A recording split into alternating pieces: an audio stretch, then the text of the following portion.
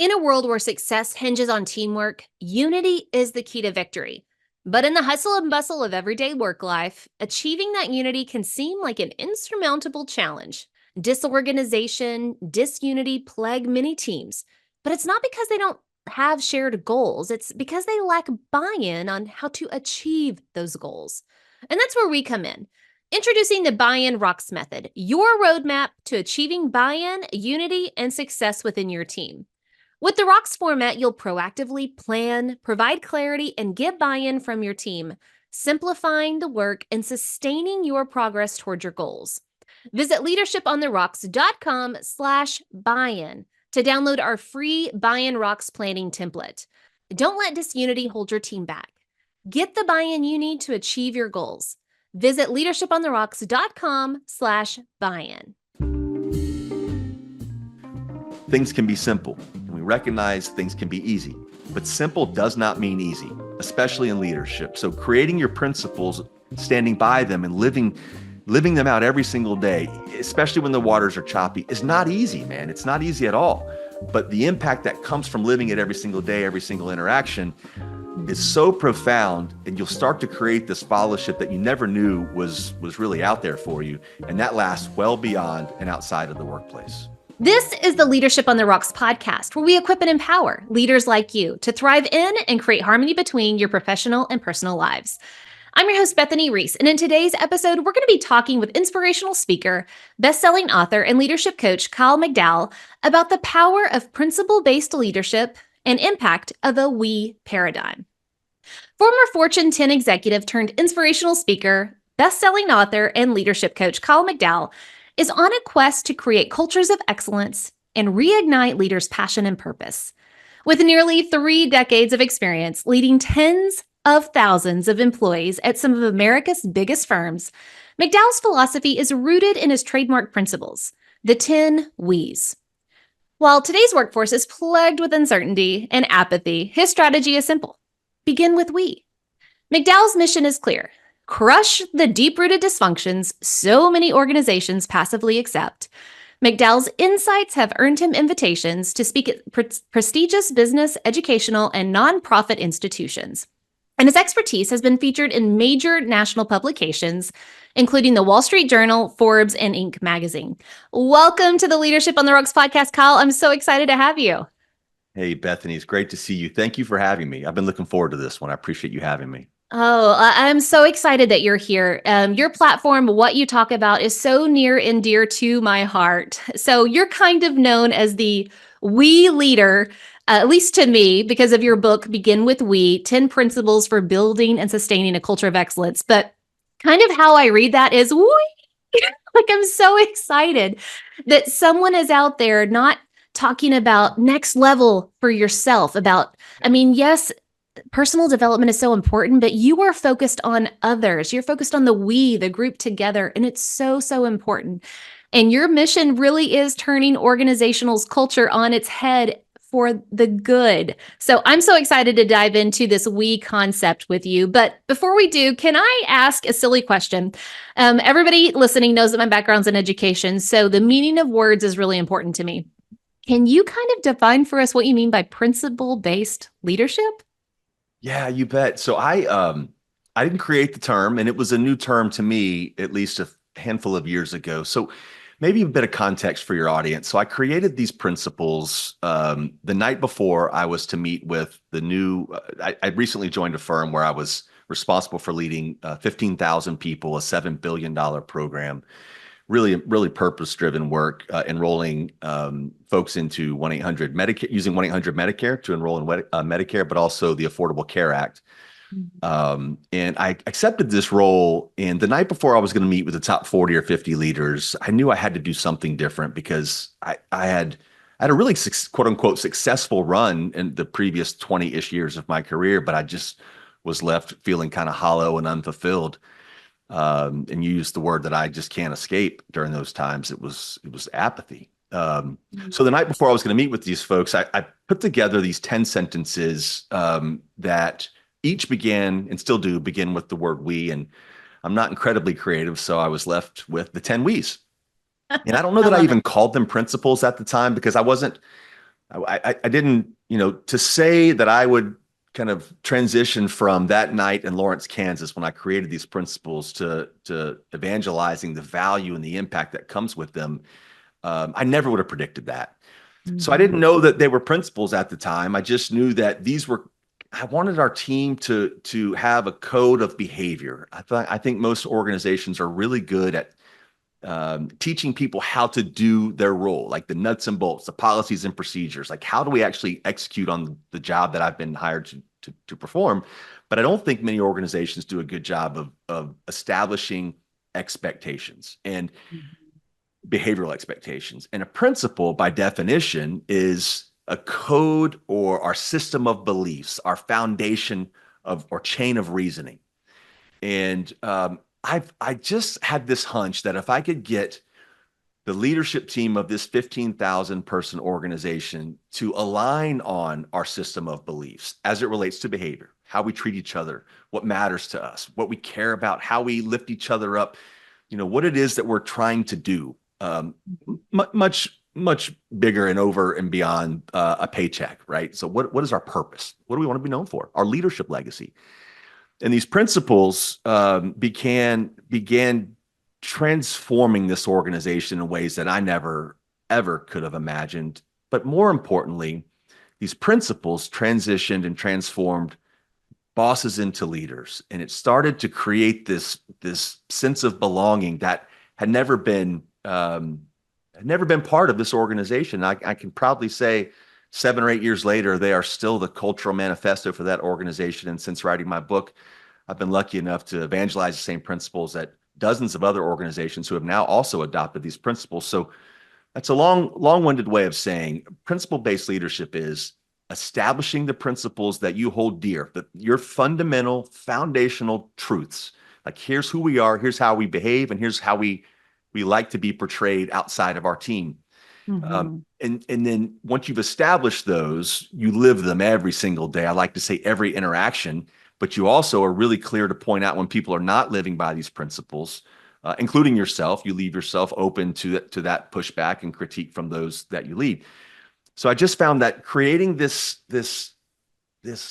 I don't like to say rules, but essentially rules for how we behave is really the principle based leadership that I have found, and it's been so impactful and profound in my journey. That's what compelled me to write the book.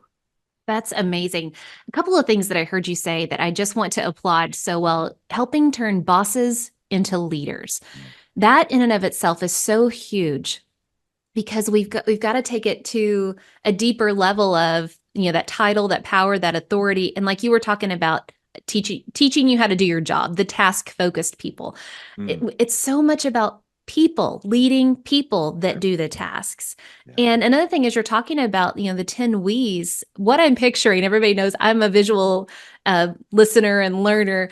And so as you're talking about these foundational principles, I'm imagining like bricks that you're laying as a foundation to build this amazing leadership house on, right? We can get into strategy, we can get into best practices, but if you don't have that solid foundation, nothing's going to stand. And I love it that you're talking about taking that focus of those principles of who we are as leaders and how we treat people and how we do things here, and then building everything else on top of that. That's That's it. going to make a solid leader. And turning I love, bosses, going back to what you said, turning those bosses into leaders. It's I love so that metaphor. exciting. And I thank you for doing the work. And another thing that gives me hope, like you started off talking about things that most of us, average people hear on the news, Affordable Care Act, healthcare, Medicare, all these things. Yeah, But yeah. you are in this massive industry 7 years ago plus, and you're having these conversations. That gives me hope for the world and for the larger industries too. So that's really exciting. Yeah, thank you for that. And it was, I certainly don't want to send the impression that I had it all figured out and it was like there was a muse on my shoulder when I created these principles. In fact, the first 20-ish years of my career, I led in a very, very different approach. I was the guy that had to be right, bang my fist on the desk, Mm. results at all costs. Didn't really care that you might have had a soccer practice you needed to take your son to. Like, work was work, and it was the number one priority. And I realized um while I had a core group of people, I like to think were my confidants and the people that helped me deliver really great results throughout that first 20 years.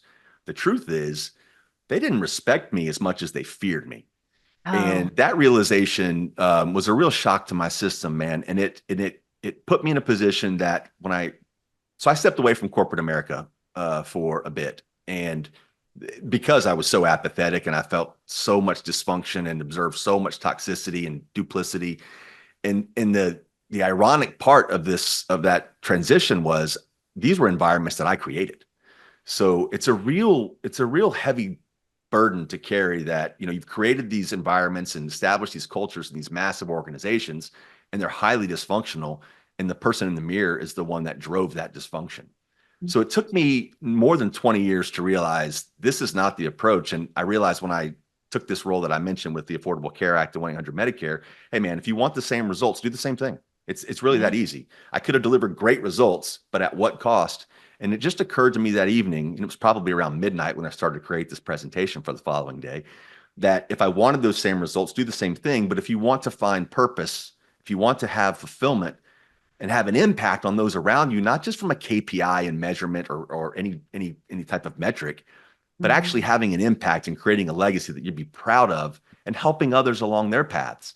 The fulfillment that comes from that has been so incredibly exponentially greater than anything I experienced the first 20 plus years. So it's now my life's purpose. And it's not just in the workplace, because I found these same principles when we hold ourselves accountable outside of the workplace can have just as much as an outsized impact.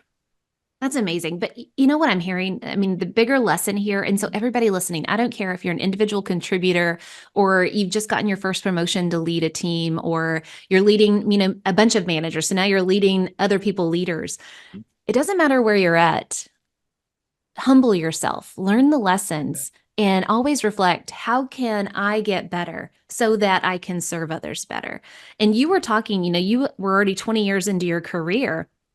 There's always time for that moment of reflection to say, where have I gone wrong? What mistakes have I made? And what can I learn from it going forward? It is never too late to take that humility and say, man, I got that one wrong. Let me take ownership of that. And also let me take a step forward in a better direction. I love that So so true. much. And I hope everybody hears that message because we all need it. I mean, as an administrator, gosh, I feel like I would need to sit here and apologize. I can think of specific people. I'm sorry. I didn't run that meeting well. I'm sorry. You know what? That was a heated debate with some parents and I didn't handle that well. We all Yeah. have those moments where we can like confess, didn't do that one right.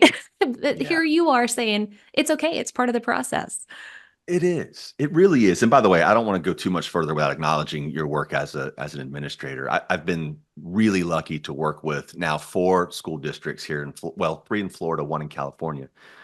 And talk about purpose-driven work and resilient people. I mean, that can be at least in my experience, one of the more thankless professions, because there's always something. And it's you, it's like this faculty and the administrators, and then tens of thousands of kids that are tomorrow's leaders. They're our future. Mhm. And if I have a bad day in the corporate world and I don't host a meeting appropriately, or maybe I'm a jerk during a one-on-one, like the repercussions are vastly different than not connecting with those that you serve in that administrator role, which is in my mind is essentially the children. So, Mhm. kudos to you. Thank you for the work done on that front, because it is really, really important.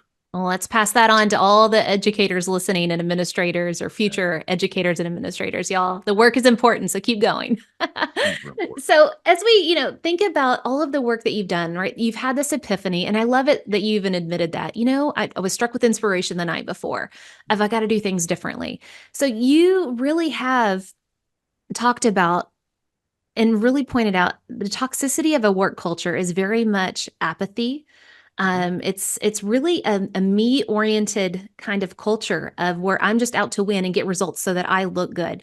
And so, how have you taken your epiphany of saying, "Wow, cultures really are me focused," and then how do you transition that into, "Hey, we're doing it wrong. We got to be we focused, not me focused." Can you walk us through that paradigm shift? Yeah, absolutely. And it's a tough one. And I say, you use the right word, man. Epiphany. It was an epiphany for me. And we are surrounded by look at me. opportunities. Social media, I think, has done a real disservice for the need for we. Frankly, we're biologically hardwired to help one another. We are hardwired to be helped. But for whatever reason, there's probably multiple reasons. None of them, I would say, are good reasons. We lose that bit of humanity when we step into the workplace. I mean, shoot, we even have different vocabularies. We do. Inside of the workplace, we speak differently than we do outside of the workplace. And I don't mean in terms of like foul language. When's the last time someone that came home and asked their significant other how their deliverables from the day before went? So Or who, true. right? Let's good question, but I'm going to put that in the parking lot for now. We'll circle. Nobody talks like that Yeah. outside of the workplace. Send me a note. Let's talk about Right. the slide deck. Yeah. Yeah. Ping me. Let me ping. Yeah. Right. Ping So me. so so we've created this environment, and I don't think it's specific to the U.S. I think it is, and the data would agree with me that there are similar ailments around the globe that we first of all, I think filter when we filter our vocabulary and we filter how we speak, we're one step away from our true authentic selves. And for me, I felt as if those first 20 years I had to portray this perfection, Yes. this air of perfection that was certainly inauthentic. And I was raised to believe that's how you led. You lead with authority, not with motivation or looking out for others. So that was probably the first step for me, was realizing I don't have to be the smartest guy in the room. I don't have to have all the answers. Now I need to have a team around me that can help bring those great ideas and innovative solutions, but also they're comfortable enough to call me out when I'm not being the leader that I profess to be. So for me, to answer the question, I had to find, I needed to be more vulnerable. And those vulnerability and ego were two things that I never associated with my leadership acumen. And the truth is, the faster and more authentically we can let go of those things, the Yeah. more impact we can have. And I don't mean just KPIs, I mean impact on those around us. I talk about leadership legacy a whole heck of a lot. Two words that a lot of people don't use in the same sentence: leadership and legacy, Hmm. which I think is an obligation for anyone, any type of leadership position. So I needed to lose that ego. I needed to find comfort in being uncomfortable. And that meant, like, when I don't have the answers, just admitting I need your help. I don't have the answers. Leaning into those around me for their expertise. You hire people for a reason, right? Not just to fill a specific role, but to also hopefully to augment and complement one another on the team. So that was really important to me, is recognizing I didn't need to be perfect. I needed to be the one that can help others find their footing, create an environment that allows them to be their best, question me, challenge me, because I certainly was going to do the same. Now, I certainly don't want your listeners or your audience to hear my transition and think that I went from being some hard driving executive to a kumbaya, granola and rainbows and unicorns type thing, because I'll still hold you accountable. Hmm. But it all starts after the expectation of these behavioral and Yeah. these principles that we would all subscribe to. Absolutely. And as you were talking about your experience, I think a lot of that goes down to image control, because I know I've experienced it. I don't want to mess up. I don't want people to see me as weak or not knowing. So you work so hard to control that image of how, if anything is in your shop per se, it comes out with excellence. Yeah. And it can make you more of a control freak, where you will almost squeeze the life out of everybody that works under you, because you're so focused on the image of yourself. And that is where you're just holding a mirror, always asking, how am I looking? How am I performing? Versus, how am I serving others that are doing the thing? And it really does take a couple of touching those hot pans of burning, of saying, ooh, I'm doing this wrong. I'm too focused on myself. Help transition my thought, my paradigm, to get away from me and to focus on the we. And so, how have you found that the we paradigm has made you even more successful? Because you were already successful when you were focused on me, right?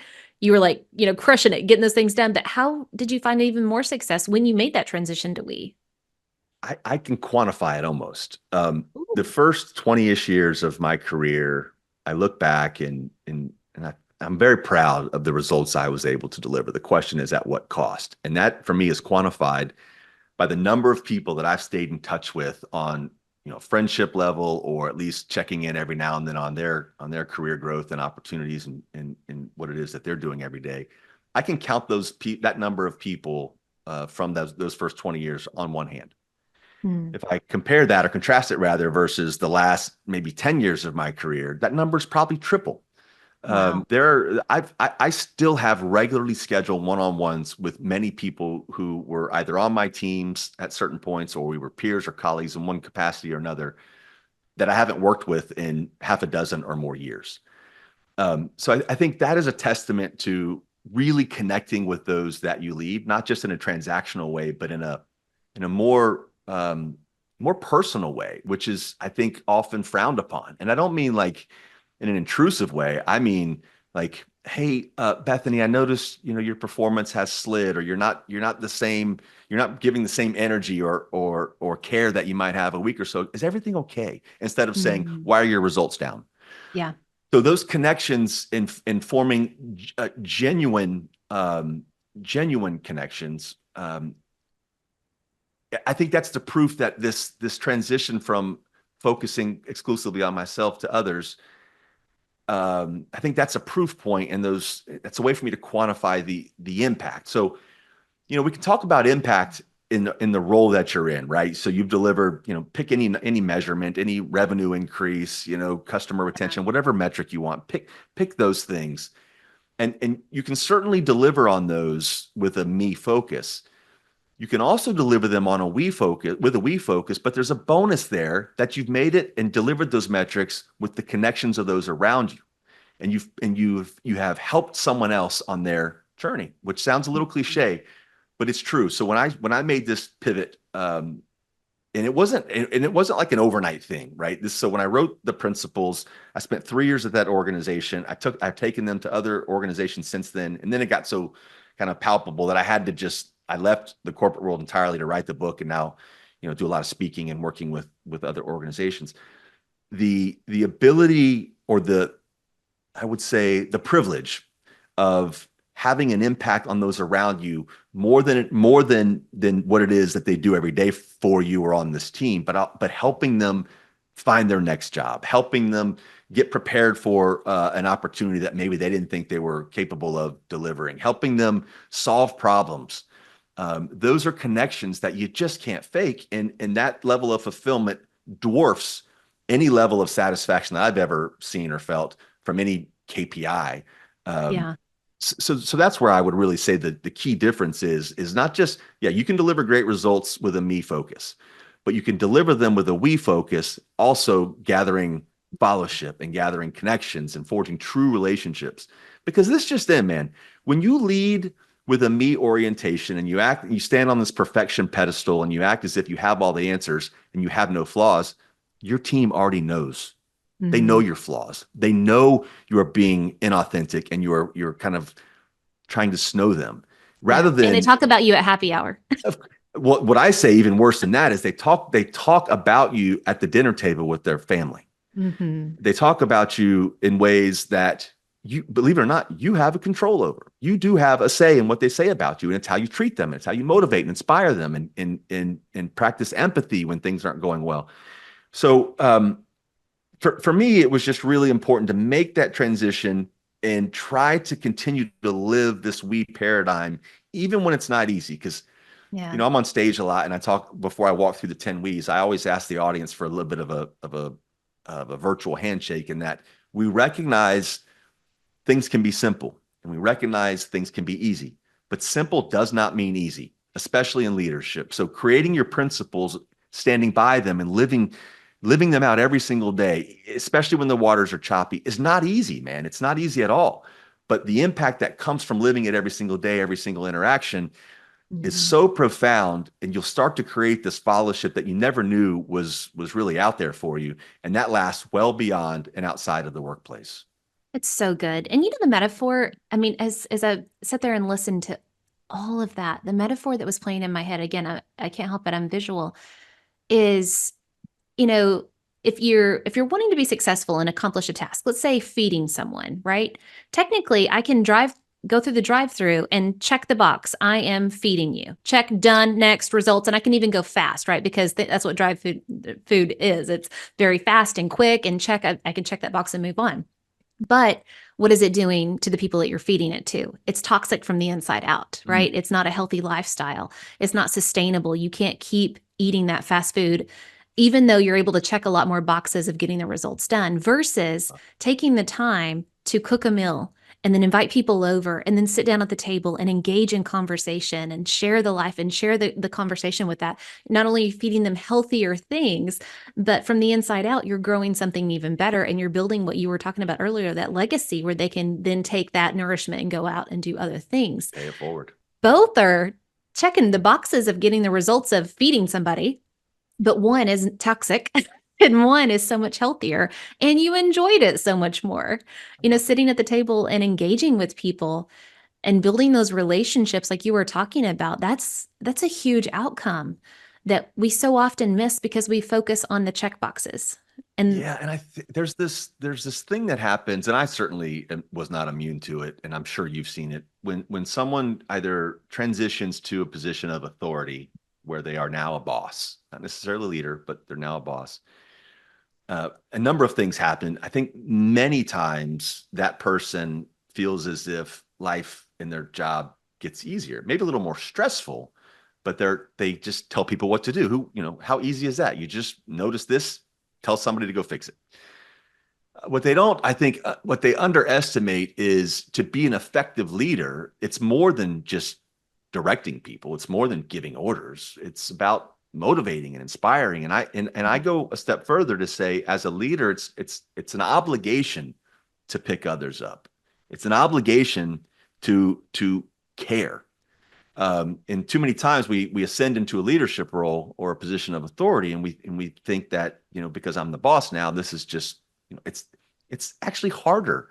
And to be a really effective leader is very hard. It's not just because you have authority doesn't mean that life gets easy. And certainly the principles that I espouse and what I've found real true impact from these 10 W's is they're incredibly simple. And I've not created anything provocative or controversial, but living them every single day and not allowing your title to get in the way of you living them when things are difficult. Because one of my principles is, one of the 10 We's is, we challenge each other, which is followed by we embrace challenge. No one's going to disagree that embracing challenge is important. And not many people would disagree that including challenges and having a challenge-rich environment leads to better outcomes. I don't think many people would disagree with either of those statements. However, when you are in a position of authority and you're the one being challenged, mm-hmm. it's really easy to say, well, because I said so. Maybe not in those words, but it's really easy to say, well, we're moving on and this is a decision I've made. And so it's easy to do that. But actually hearing the members of your team out, giving them an opportunity to thrive and be their best, allowing them to weigh in on our team's journey and where we're taking this thing, it allows them a voice and allows them to have a say in this journey, but also tells them, I'm listening to you. You're a valued member of this team, and it's not a dictatorship. So when we Mm-hmm. get challenged, it's really tough for the leader who has not kind of embraced that historically to make that transition. I've lived it. And when I first created these principles, there were people that thought I was full of it. And they would challenge me on these principles, but I was not the brightest guy in the room. But I will tell you, at least on that topic, for whatever reason, I recognize after establishing these principles, if I'm the guy that's screaming from the mountaintops, we challenge each other and we embrace challenge, and the first time somebody pushes back, I pull out my business card. I'm a fraud. I'm a hypocrite. And I recognized when those challenges were coming my way, it was really important for me to kind of toe that line, or else I would have lost all of their followership, and I'm a fraud. So I kind of get on that soapbox as much as I can, because it's easy to say I have an open door policy, or it's easy to say Mm-hmm. we're a we oriented organization, or we challenge one another, embrace challenge until the waters get rough, and that's when your true character and your true leadership acumen is exposed. Always. So it's easy to establish them, but living them every single day, and I'm far from perfect on it, is where the real value can be found. Man, that's so good. And it's so intentional. It's Yeah. recognizing in the moment, not going with your habitual reaction Yeah. of, oh, they're challenging me. I want to bow up and I want to fight or flight or just, throw that title down and say, we're done, we're moving on. It's being intentional of saying, whoa, your thought process also matters. Speak up because help you see it from a different way. And it's That not only hard. does that take a ton of humility, but a ton of intentionality to stop yourself. That's So right. good. That's right. Okay, so can we dive into the 10 We's and explore a couple of them and just share these principles? Because it's so important moving from the me paradigm to the we paradigm. Yeah. So walk us through a couple first steps to help us. And we know it's not a perfect input equals output. It's That's right. intentionality. It's walking it every day and getting better every day through that process. But help us at least get on the right path. That's right. And I'll if you allow me, I'll quickly run through all 10 because Perfect.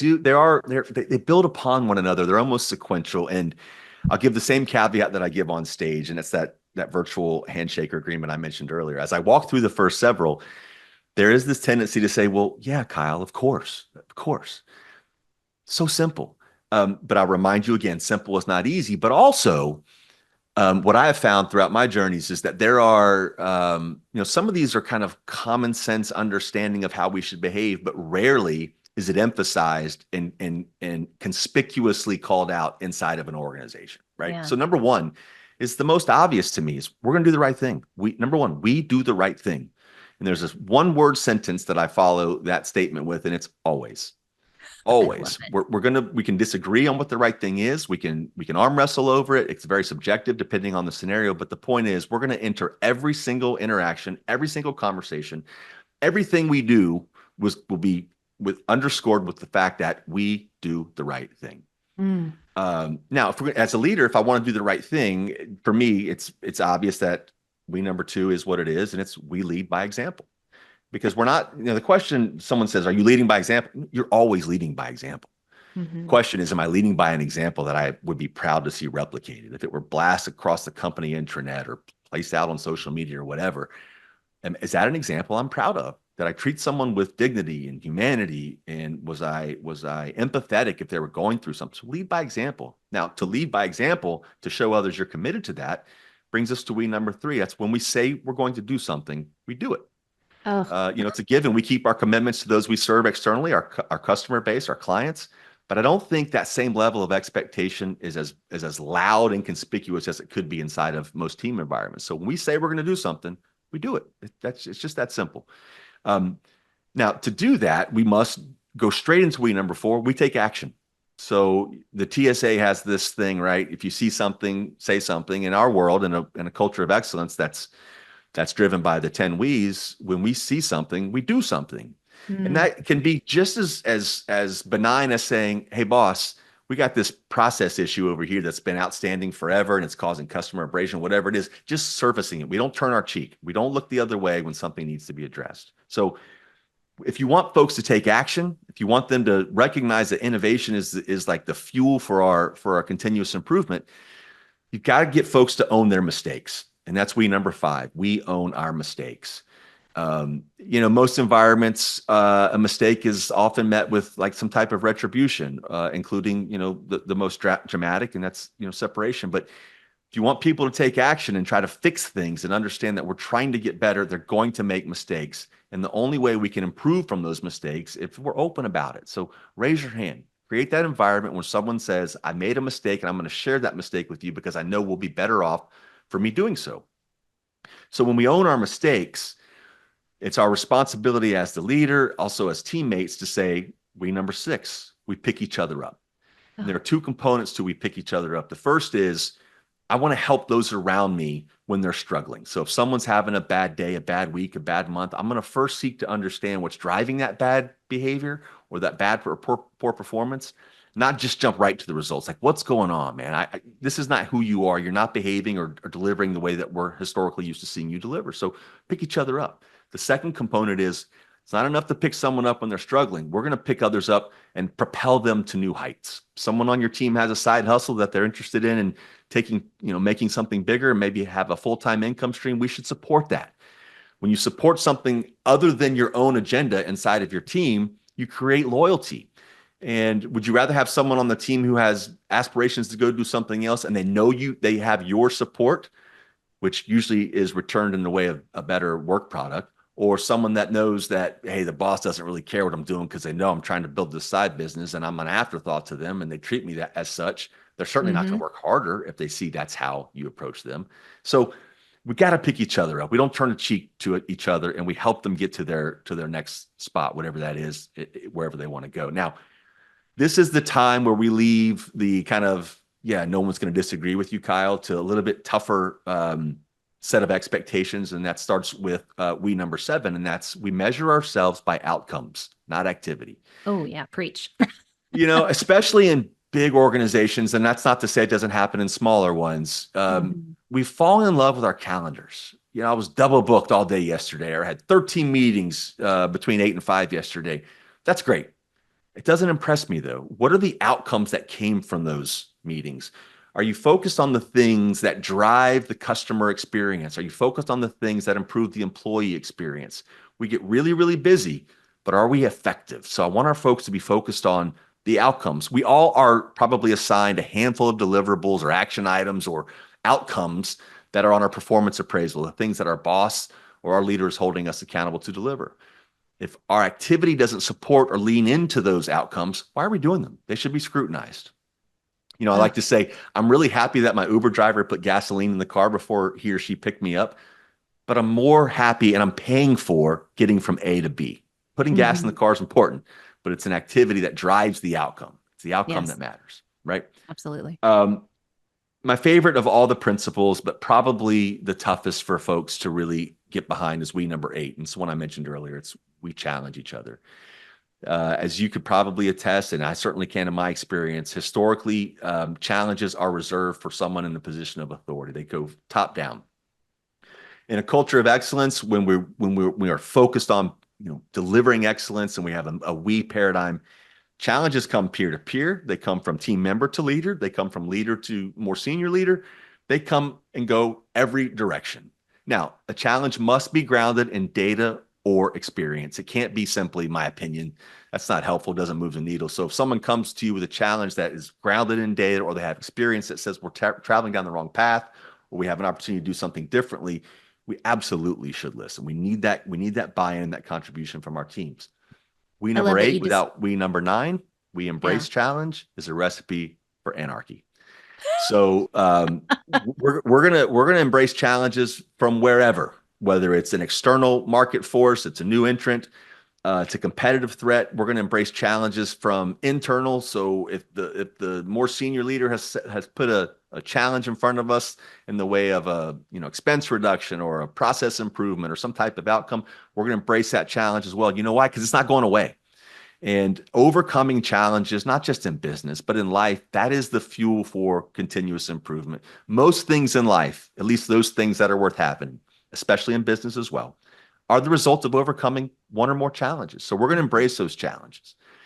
And then the last we is one that I was purposeful to leave as number 10, because I think any earlier in the 10 we's, it's a recipe for disappointment. And that's we obsess over details.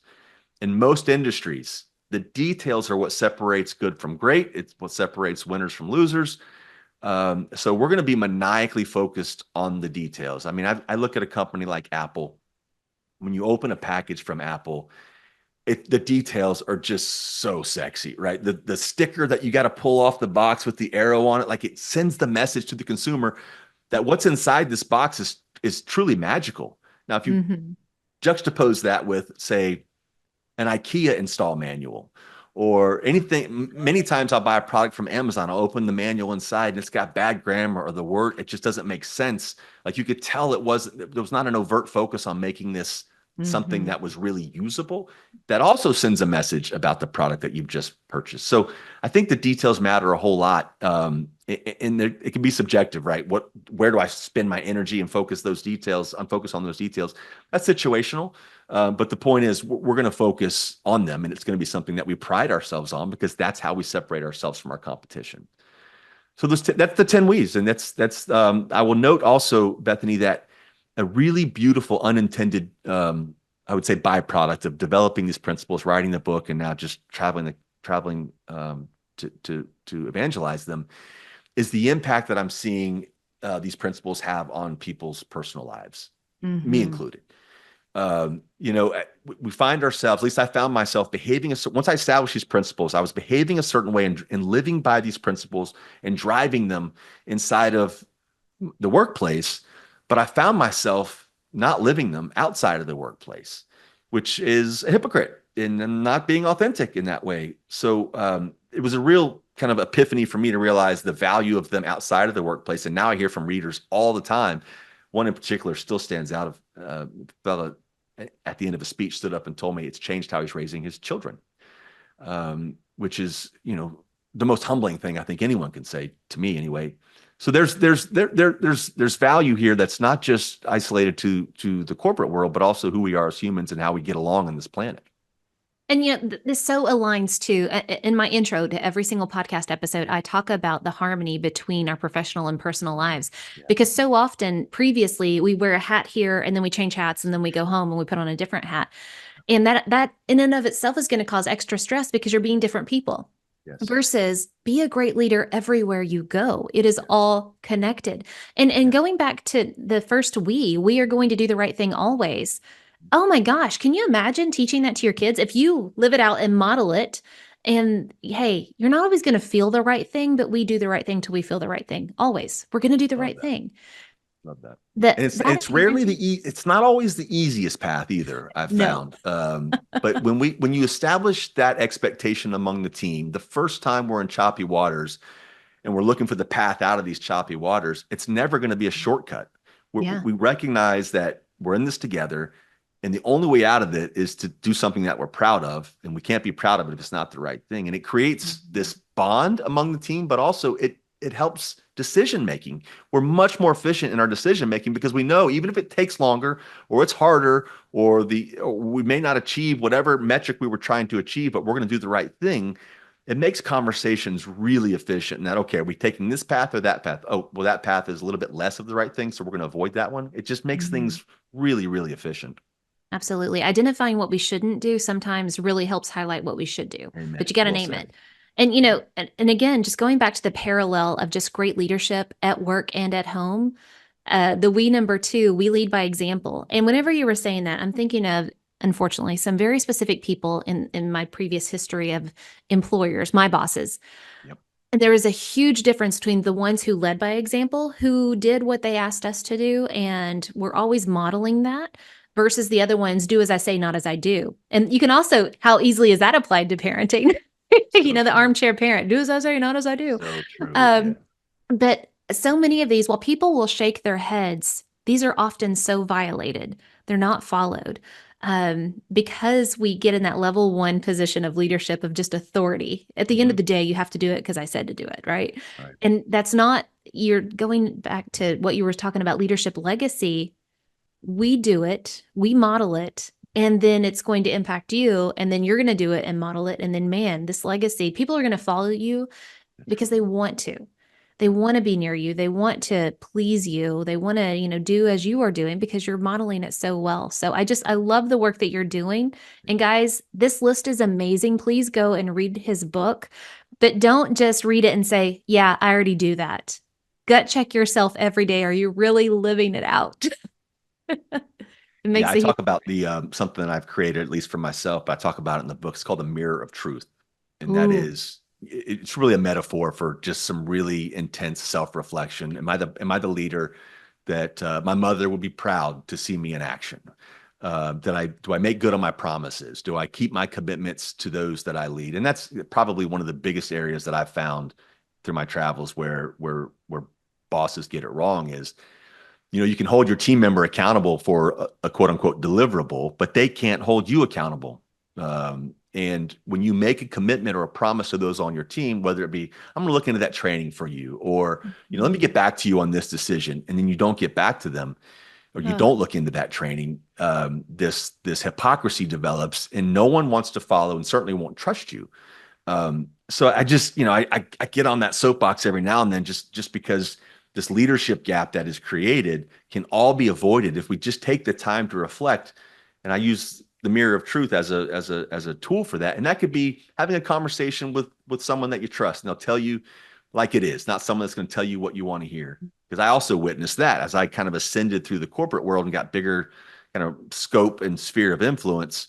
My jokes got funnier, and people would end up telling me what they thought I wanted to hear instead of what I needed to hear, which has resulted in, a huge disconnect from my team and I. So I get on that soapbox, Bethany, because if you're not taking the time to reflect on what it is that you do every single day, I try to do it every morning. I'm not perfect at it, but it's that I keep my commitments.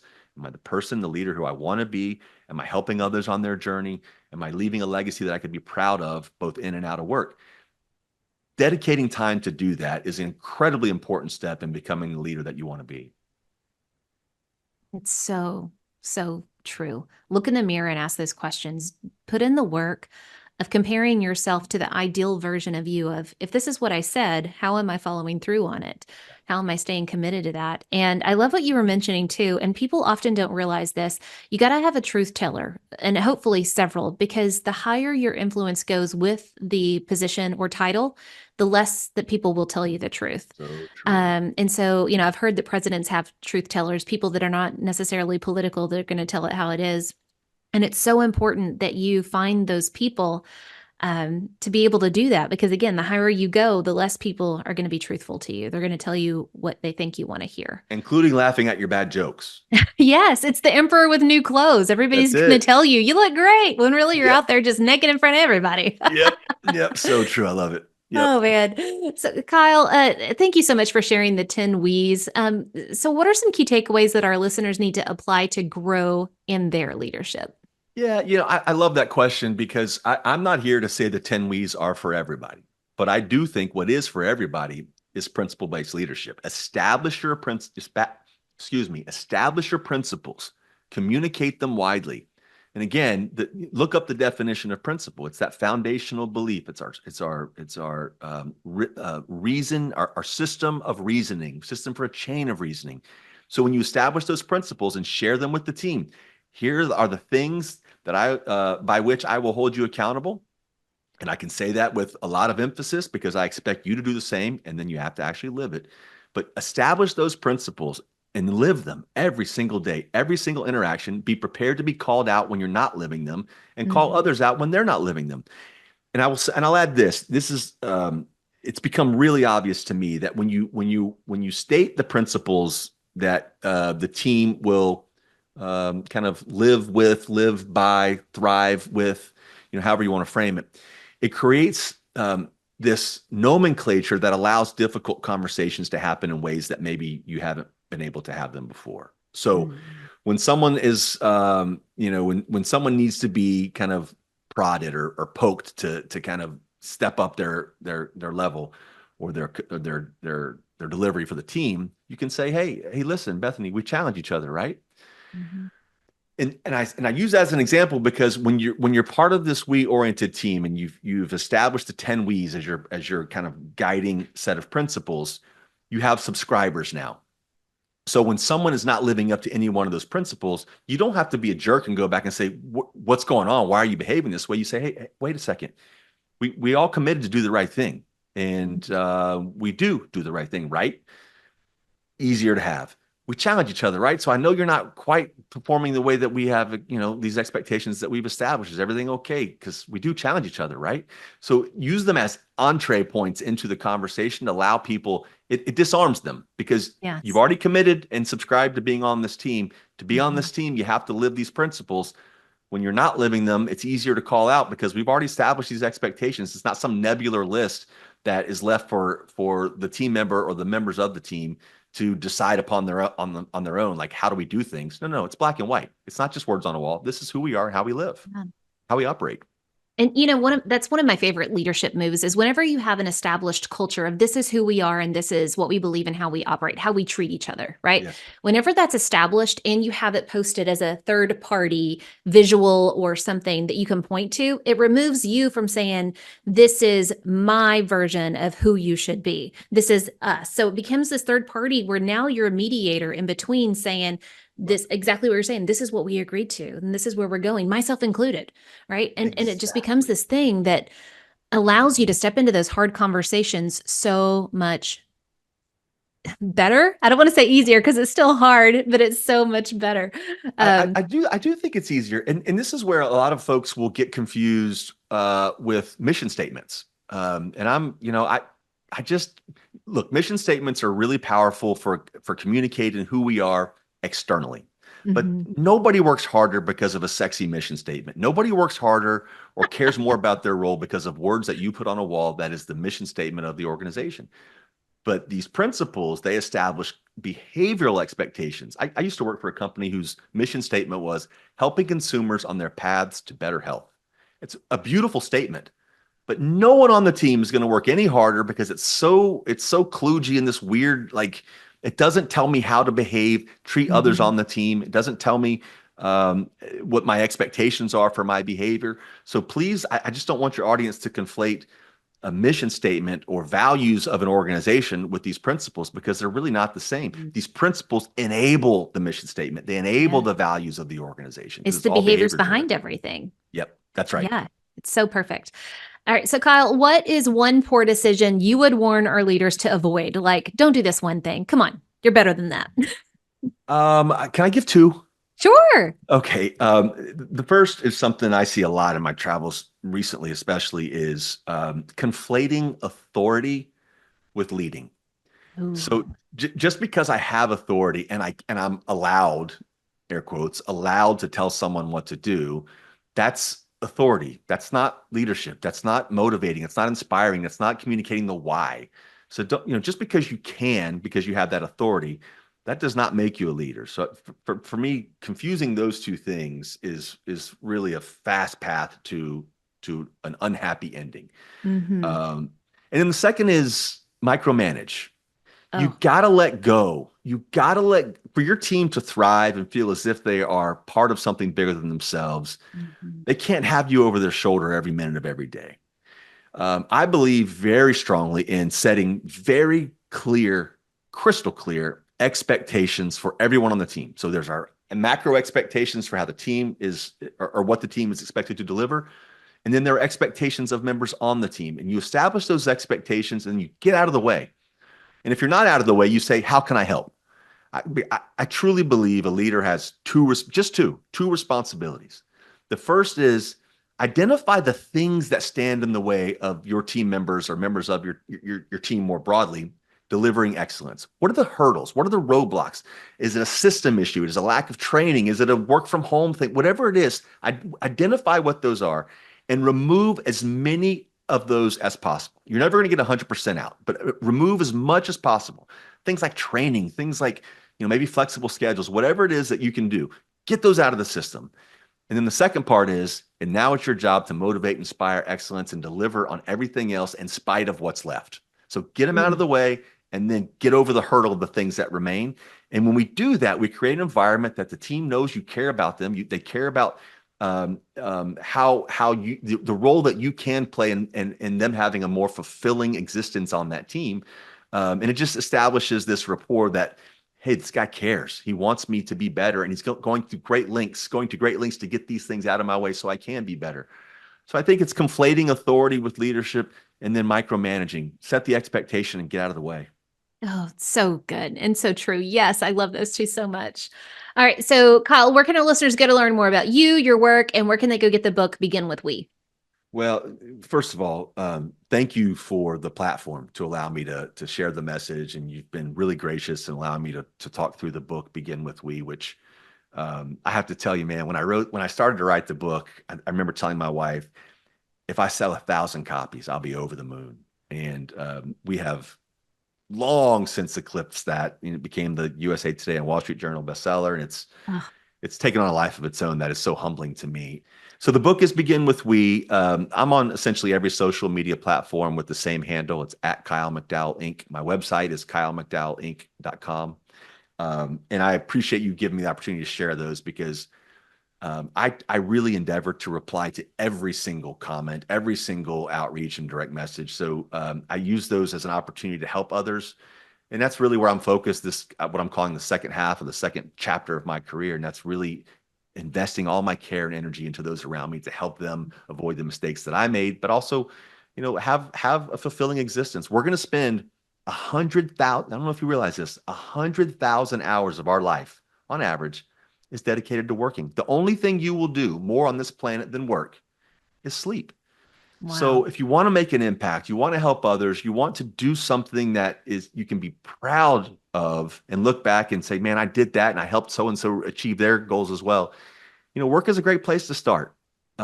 So that's how you reach me. I would love to hear from your audience, and if there's anything I can do to help folks along their path, then I'm all in. I love it. You are walking the walk. So guys, reach out to him. The links will be in the show notes. Reach out because he is focused on we. And guess what? We includes you. You're part of we.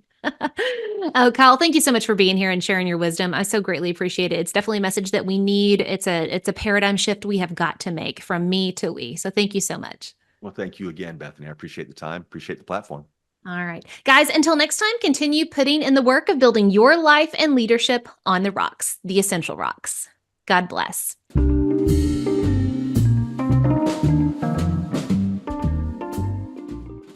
Remember, the most essential rock you can build your life and leadership on is the rock of Jesus Christ.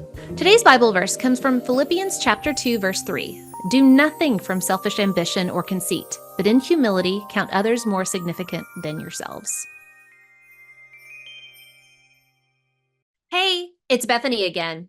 If you're enjoying the Leadership on the Rocks podcast, be sure to subscribe and follow so you don't miss a single episode. Also, be sure to rate the show. We hope to earn 5 stars in serving you in leadership, and through your ratings, it'll help us get the word out about what we do here at Leadership on the Rocks. If you feel this podcast is helpful, be sure to share it with your friends, family, and coworkers, or anyone who wants to grow in leadership, but also have harmony between their work and home life. Thanks, and I'll see you again in the next episode.